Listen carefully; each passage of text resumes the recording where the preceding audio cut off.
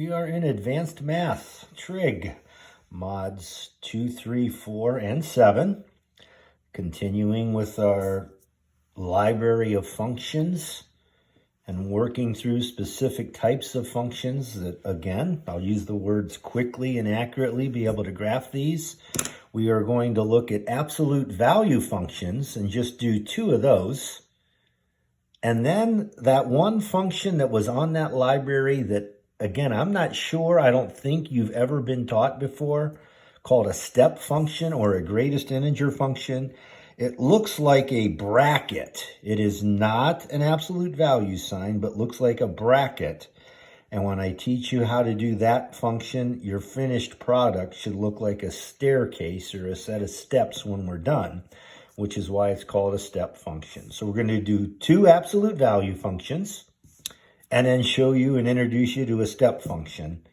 And you'll have 3 of those for homework, and that'll be it for today, Friday, May 15th. So top left corner of your notes in your notebook, 5/15 is the date, Friday the 15th. Absolute value / step functions is your title.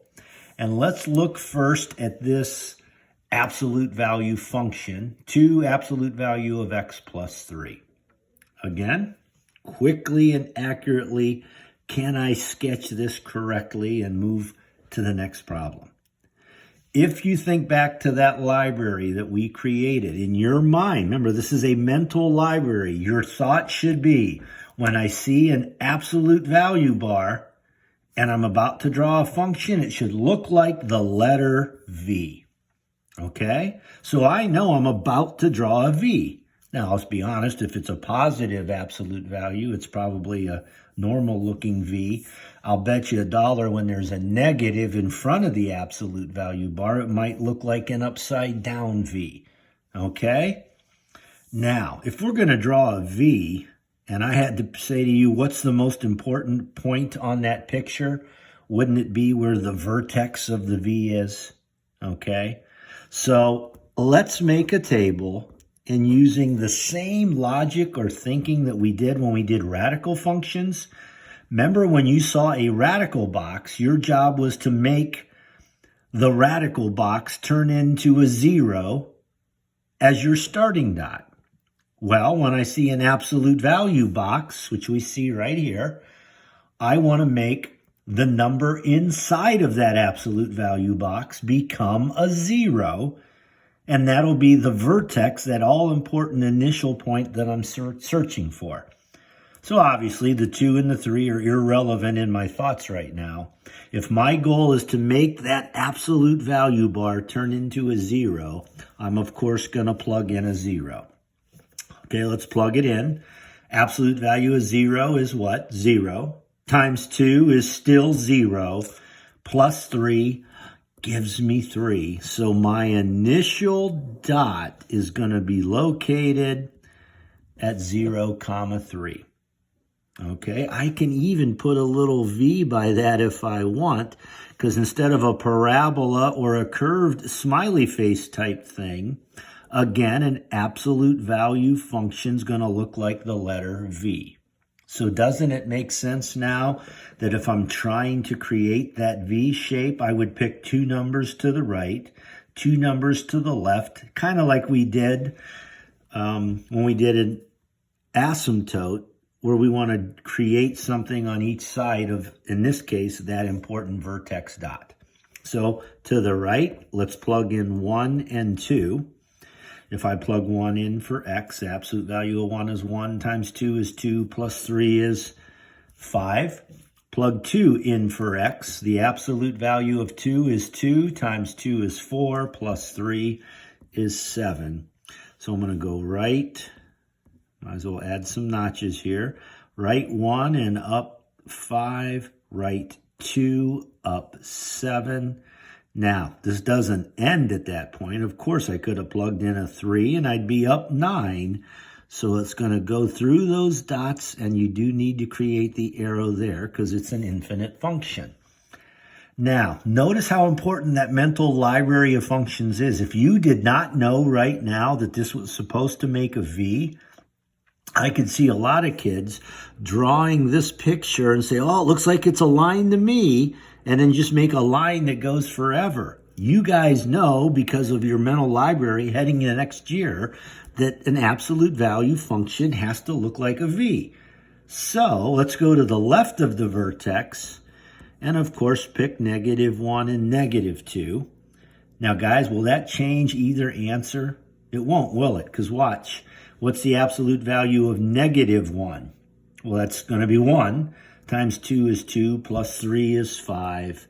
Oh, and then when I plug -2 in for x, the absolute value of -2 is 2 times 2 is 4 plus 3 is 7. So really, I go left 1 and up 5 and draw his reflection. Left 2 and up 7, draw his reflection. And I end up with that picture there. Okay? Quickly done, accurate. I knew going in that's what we were supposed to create. Okay?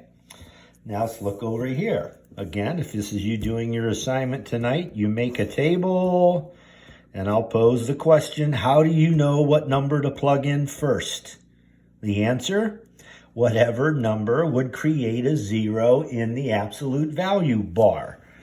So if I focus in there and it says x plus 2, what number would you plug in for x that would turn the absolute value box into a 0? And the answer, of course, would be -2, wouldn't it? So let's plug that in. -2 plus 2 is 0. Absolute value of 0 is 0, so the negative signs are irrelevant on a 0. -1 gives me -1, so my all-important vertex looks like it's located left 2, down 1. Now, I am predicting that because there's a negative in front of the box, it's going to be an upside down V, so I'm going to put my little V for vertex right there. Let's see. Pick 2 numbers to the right of that. Wouldn't you pick -1 and 0? Let's plug those in. All right, here we go. -1 plus 2 is 1. Absolute value of 1 is 1. There's a negative in front of that 1, so -1 minus 1 gives me -2. Plug 0 in for x. 0 plus 2 is 2. The absolute value of 2 is 2. There's a negative in front of that 2. -2 minus 1 gives me -3. So we're plotting the points left 1 and down 2, right 0 and down 3. And just as we predicted, it looks like that. Wish I could connect my dots right. Okay.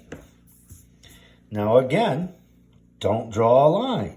We know an absolute value function, mental library, looks like a V. So you would agree, of course, to plug in what numbers to the left of our vertex? -3 and -4.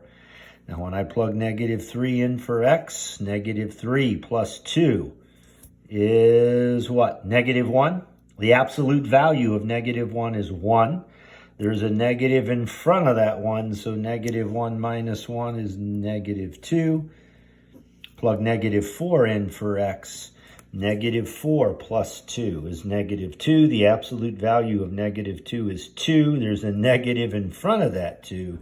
-2 minus 1 is -3. So plotting those points, left 3 and down 2, left 4 and down 3. Looks like that. And you've sketched your picture. Okay, again, emphasizing on your assignment. There's no calculator on your desk. If you don't show the work to prove you understand the mental attack plan on that sketch, and all you're doing is typing it in and sketching it from your calculator, that's not what we're doing here. These are 2 points apiece. 1 point for the process, 1 point for the finished product. And that'll make up today your 6-point daily grade because there's only 3 functions to graph. And finally, something called a greatest integer function or a step function. Way off to the side, I got plenty of room here. I'm using the whole bottom half of my paper. I'm going to make an XY table, And ready, guys? Here we go. How do you know what numbers to plug into this function? All right. Well, you wouldn't know now because you've never seen this function before. But I'm just going to tell you ahead of time, as weird as this seems, to create the staircase we're about to try to create, you actually start out, believe it or not, by plugging in 0, 1/4, 1/2, 3/4, and 1 to try to get your first step created. Now, here's why you pick those. Let me explain what this function means. Again, I don't think you've ever seen this before, so listen to see if this makes sense. Your job, now right now I'm ignoring the +1. Do you agree that's outside of our greatest integer or step function box? So that number is irrelevant for now. When you pick a number and plug it in for x, if you plug in any whole number, it just stays exactly the same as it is, okay? Any whole number you plug in will stay the same, no matter what. It's unchanged. Any other number you plug in, if it's a fraction or a decimal of any kind, you round it down to the whole number to the left of it. What? So make a little note. We're going to round the number we plug in there. We're going to round it down to the whole number to its left. Exclamation point. We're going to round down to the whole number that's to its left. Now, if it's a whole number you're plugging in, it'll just stay the same because it's already been rounded down to itself. That's why those stay the same. So let me throw some random fractions or decimals at you. What if I looked at this problem and I plugged in 3/8 for x? All right. 3/8 is to what whole number is to the left of 3/8? You would say what? 0. Even if I plugged in 7/8, even though 7/8 is closer to the whole number 1, you don't round it to the number it's closest to. You round it to the whole number that's to its left, no matter what. So 7/8 would also turn into a 0. Even if I plugged in 0.999, and that is so close to 1, so what? If that's 0.999, what whole number is to the left? It would be 0. Now, what if I plugged in a negative number, like negative 1.3?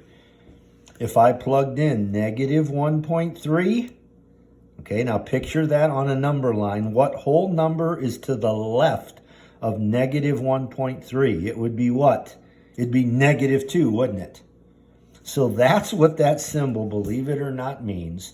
And watch what happens when we create our table of values and try to draw a picture here. Remember I told you, now when you draw your sketch off to the side, you really want plenty of room to create the steps you're about to create. Make your marks pretty far apart here. Neatness kind of counts. Pretty far apart so we can clearly see what's going on. But watch this. Let's take 0 and go plug it in for x. Since 0 is a whole number, it stays 0. 0 plus 1, 1. Plug 1/4 in for x. 1/4 is a fraction. What whole number is to the left of 1/4? It'd still be what? Thinking with me? 0 plus 1 is 1. Plug 1/2 in for x. 1/2. Who's to the left of a half? 0 plus 1 is still 1. Even if I plug 3/4 in for x, 3/4 is plugged in for x. What whole number is to the left of 3/4? It would still be 0 plus 1 is 1. And you're thinking, oh my gosh, we keep getting 1 all the time. Well, guys, if I finally plug in 1 for x, oh, it's a whole number, so it stays the same. 1 plus 1 finally jumps up to a 2. So watch this. When I plot these points, 0, 1 is right There, agreed? I actually plotted that point. I'm going to go right 1/4 and up 1. I'm going to go right 1/2 and up 1. I'm going to write 3/4 and up 1. Oh my gosh, so all those dots are up 1, aren't they? Until I get where? When I get to 1, oh, I jump up and put a dot way up there on 2, right? So when this step that I'm drawing straight across gets to 1, you've got to put an open dot on 1, 1, because when you get to 1, you're supposed to put a dot up on 2, and that jumped you up to the next step. And to prove that the next step is going to be up on 2, if I added one more number in between 1 and 2, like let's say 1.5, I'm just picking some number between 1 and 2. If I plugged 1.5 in for x, 1.5, what number is to the left of 1.5? It'd be 1, wouldn't it? 1 plus 1 is still 2. So right 1.5 is up 2. So you can see that step stays up at that level until I get to 2, where I'm going to put another open dot, because what happens when I get to 2? Plug him in. What's 2 do? He stays the same, doesn't he? Because he's a whole number. Plus 1 is 3, telling me that when I get to 2, my next step starts up on the y-coordinate of 3. Oh my gosh, so it's an infinite stairway to heaven, and it's a set of steps going uphill. Wow. Now that is a function, notice, because it does pass the vertical line test. If I had an imaginary vertical line and I went right through that dot there and kept going, I would then go through an open dot, wouldn't I? Oh, so it would never touch twice. That's called a step function because it looks like a staircase. You do not connect the steps. There's a gap in between each step as you elevate your way up. Okay, so interesting. That's called a step function. I wanted to at least throw one of those at you. You very rarely see them. They're not used for a lot, but that's how they work. And at least now you can say, yes, I've been exposed to those. By the way, now don't do this on your paper, but in calculus next year, if for some reason you created a step function and you were supposed to spin it around the x-axis, oh my gosh, ready? Watch this. When you spin it around the x-axis,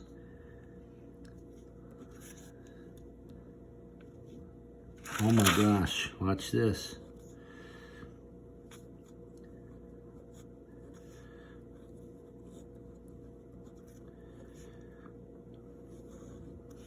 Whoa. You just created, oh my God, what is that? A birthday cake? A wedding cake? A circular shape, a circular shape, a circular shape. Because remember, we were spinning it. So that segment that we created when spun creates a perfect circle. And it would be a shape that looks like that. And we could figure out the volume. Let's stick a bride and a groom on top. We just created a wedding cake from a step function by spinning it and rotating it around the x-axis. Wow, interesting, huh? All right, homework. Again, today is Friday the 15th. So hopefully you're watching this on Friday the 15th. It's fresh in your mind. You just took your notes. So you're going to get this done now and send it to me and have the weekend off. But if you have to wait till Sunday night or Monday morning, technically this assignment's not due till Monday the 18th at 12 o'clock.